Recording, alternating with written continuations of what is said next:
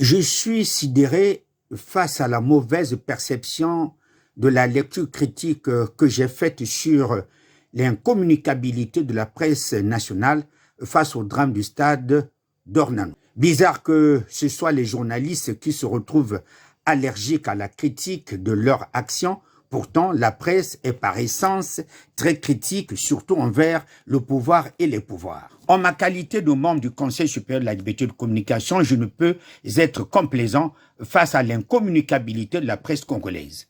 Le rôle du Conseil supérieur de la liberté de communication est de veiller sur la qualité de la communication et le rôle des communicants. C'est en cela que la rétention de l'information, le refus de communiquer, l'incommunicabilité sont des postures fortement répréhensibles par le droit à l'information et le droit de l'information qui font obligation à ce que le public soit régulièrement informé.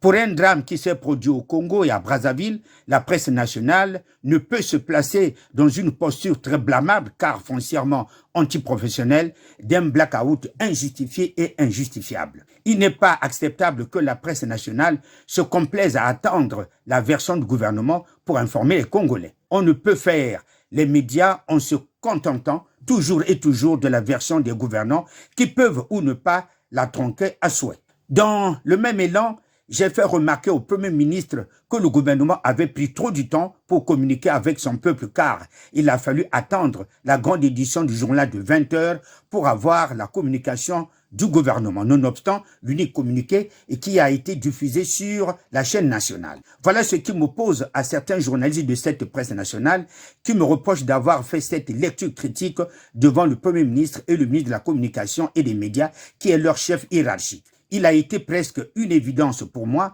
en tant que membre d'une institution de régulation de la communication, invité à cet échange entre le PEM et les médias, d'exprimer ma désolation. Je ne pouvais assister bouche cousue à cet entretien comme si je n'avais rien à dire, alors que le mal qui ronge la presse nationale est profond, et ce mal s'appelle incommunicabilité. Pourtant, aucune autorité de la République n'a lâché une chape de plomb dans l'arrière-conscience des journalistes, les empêchant de travailler et consciemment travailler. Votre indépendance est une quête permanente et donc perpétuelle qui ne peut s'obtenir dans le silence. C'est cette absence de communication qui laisse libre cours aux fake news et les réseaux sociaux deviennent de plus en plus crédibles que la presse.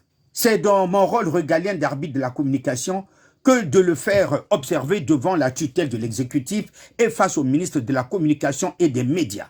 Durant cet échange avec le PEM, j'ai été sidéré par le fait que le drame lui-même n'intéressait plus les journalistes. Ce qui aiguise leurs plumes et leurs micros se trouve par extraordinaire dans les mots prononcés par le Premier ministre devant les élus du peuple. Pourtant, chacun avec son émotion et sa manière peut prononcer un ensemble de mots tout comme un autre sans pourtant dénaturer la sacralité des faits.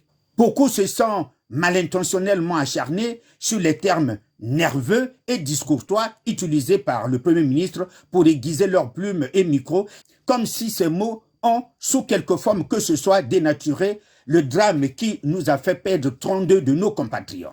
Les faits sont sacrés, les mots contre l'action du Premier ministre ne peuvent pas être plus informatifs que le drame lui-même.